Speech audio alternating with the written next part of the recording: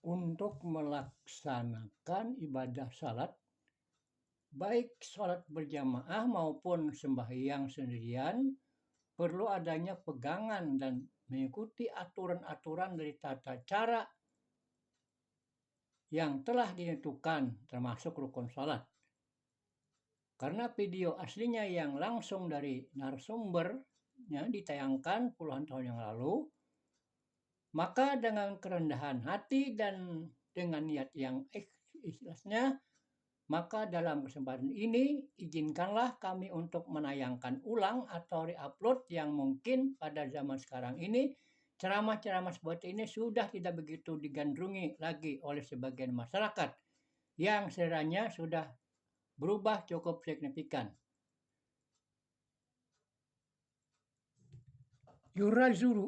Yurzaru yatul hakikati wait batuha binapsika. Syukran, mohon maaf. Assalamualaikum warahmatullahi wabarakatuh. Kita ikuti cuplikan dan kita simak ceramah dari narasumber yang asli. Selamat mendengarkan. Bismillahirrahmanirrahim. Alhamdulillah. Wassalatu wassalamu ala Rasulillah Sayyidina wa Maulana Muhammad ibni Abdillah wa ala alihi wa sahbihi wa man tabi'a hudahu amma ba'd. Qala al-musannif al-imam al-arif billah hujjatul Islam Abu Hamid al-Ghazali rahimahullah wa nafa'ana bi ulumihi fid dharain.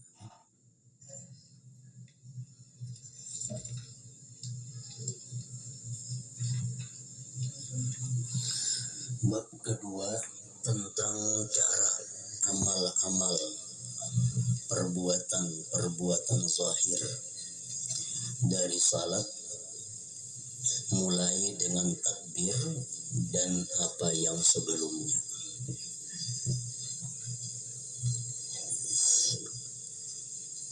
Seyogianya bagi orang yang salat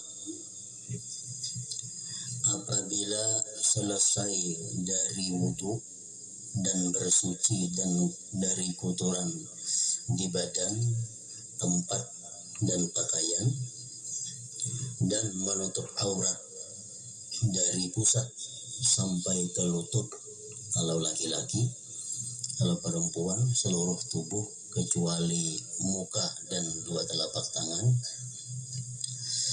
Nah, sesudah selesai itu untuk tegak berdiri dengan menghadap kiblat.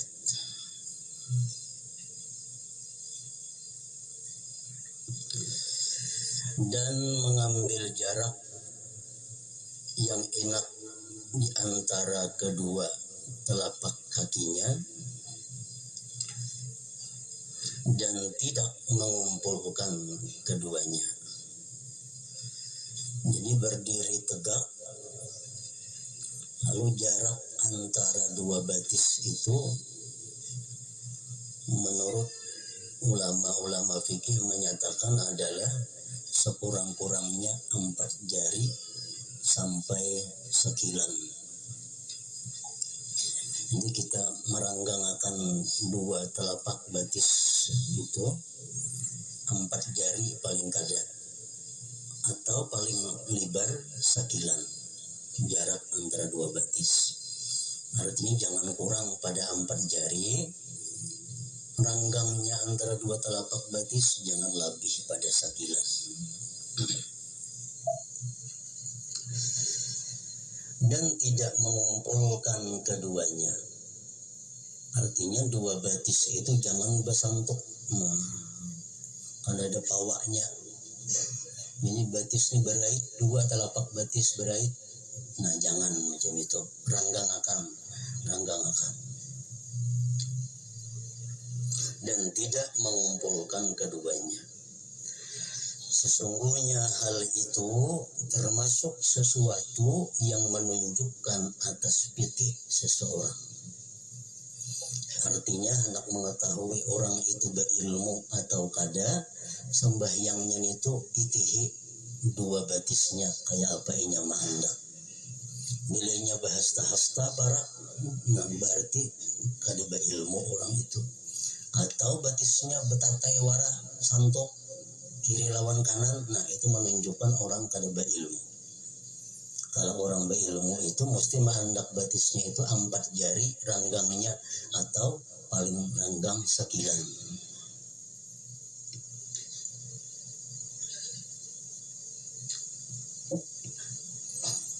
Jadi yang kebiasaan ranggang itu terpaksa dilatih dahulu. Kayaknya ranggang tepang terus berpuluh-puluh tahun sudah ranggang itu batisnya berhasta-hasta. Lalu mau ubahnya terpaksa perhatian, latihan. Nabi Shallallahu Alaihi Wasallam telah melarang dari merapatkan dua batis tadi, dilarang oleh Nabi, dan berpincang dalam salat. Yang dimaksud dengan merapatkan adalah menyertakan dua telapak kaki dengan bersamaan. Daripadanya terdapat firman Allah Ta'ala muqarranina fil asfad, artinya diikat bersama-sama di dalam belenggu. Sedangkan berpincang yang dimaksud adalah mengangkat salah satu dari dua kaki. Jadi antara batis kanan lawan batis kiri ini tinggi sebelah. Itu pun dilarang juga. Termasuk di sini adalah batis kiri, batis kanan itu kada rata. Ada nang taka maju, ada nang taka belakang. Maandak batis nih. Kiri kanan tak maju sedikit atau kanan kanan tak maju, itu pun dilarang juga. Atau bertumpu tubuh kepada salah satu di antara dua kaki, itu pun termasuk yang dilarang juga. Nah, jadi awak kita waktu berdiri itu bujur-bujur dipikul oleh kedua kaki kita. Jangan makan sebelah, baik kiri atau kanan. Nah, jadi batis itu mesti rata, jangan dengan tak maju sebuting, jangan, atau tak tinggi sebuting, jangan juga. Daripadanya terdapat firman Allah Azza wa Jal, as-safinatul jiyad, surah Sad, artinya kuda-kuda yang tenang waktu berhenti dan cepat waktu berlari. Nah, jangan kayak batis kuda bermaju sebelah. Nah, itu. Ini mesti batis kita sejajar. Ini adalah sesuatu yang dipelihara pada kedua kakinya ketika berdiri. Jadi paksa diitihi dahulu batis kita nih. Sebelum sembahyang itu kita itihi dahulu batis, rata kada ranggangnya kayak apa. Nah, ini termasuk kesempurnaan sembahyang, kesempurnaan salat. Kita atur dahulu batis supaya sekadar sekilan ranggangnya. Nah, kemudian lagi hendaknya rata, jangan ada yang tak mundur tak maju, dan jari-jari batis itu mesti menghadap kiblat. Maka itu misalnya kiblat di sana, maka itu jangan kayak ini batis biasa kalau kada dilatih bisa nang kebiasaan macam itu batis mandak. Nah, miring ke kanan sebuting, miring ke kiri sebuting, karena kada terperhatikan ranggangnya bahasa-hasta sudah bahalang kayaknya pelang batis sembahyang lah. Nah, jadi mesti rapatakan batis sekadar sekilan dan rata supaya jari-jari nang 10 ini umpat menghadap kiblat.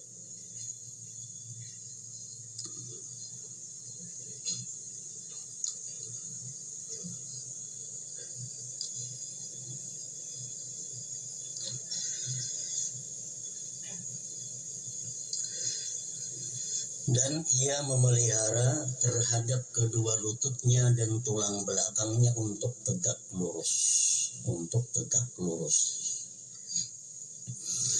Adapun kepalanya, jika ia mau, maka ia membiarkannya lurus seperti berdirinya, dan jika ia mau, maka ia tundukkan.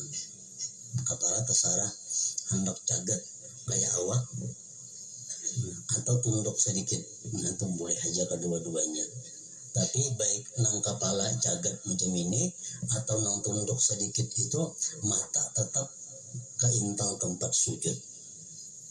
Masalahnya kepalanya aja nang tegak atau tunduk sedikit, kalau mata tetap disuruh melihat tempat sujud.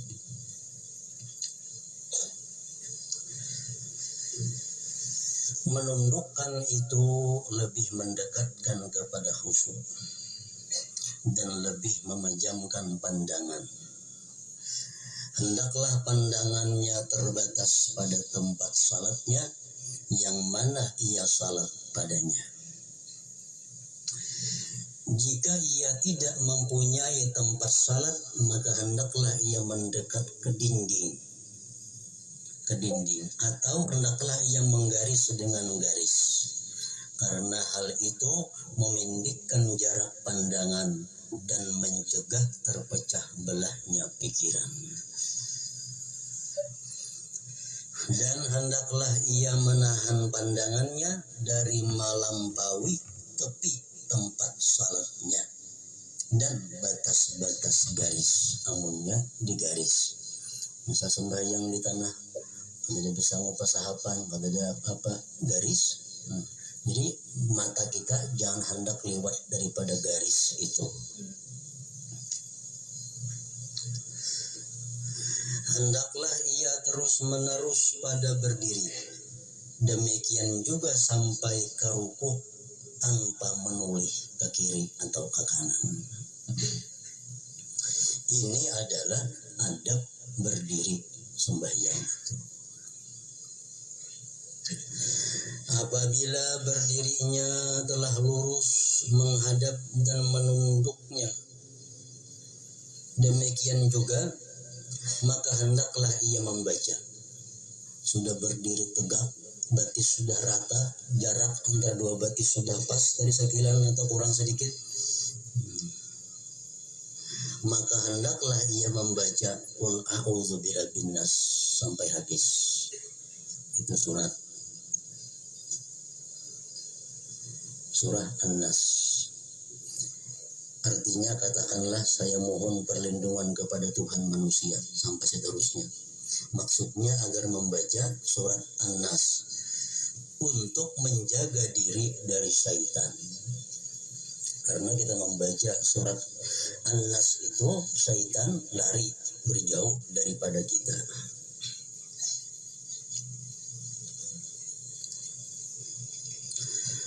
Kemudian hendaklah ia melakukan iqamah.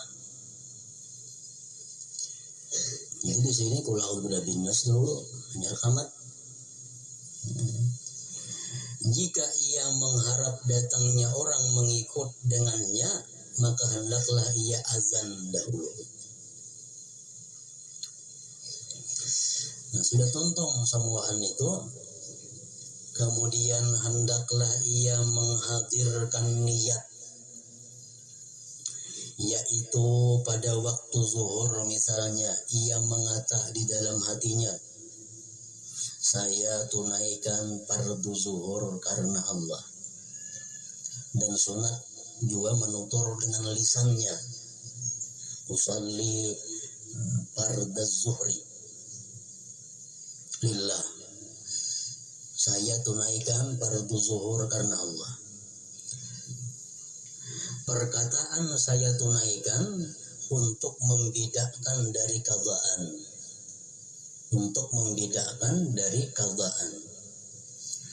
Dan kata fardu untuk membedakan dari sunat.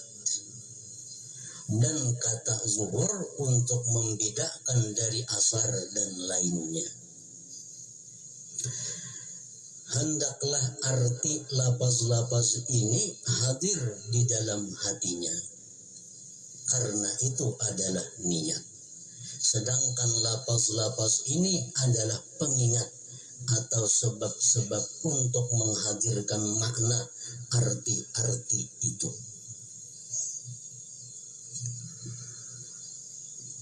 Jadi di dalam niat itu yang wajib ada 3 menurut mazhab kita.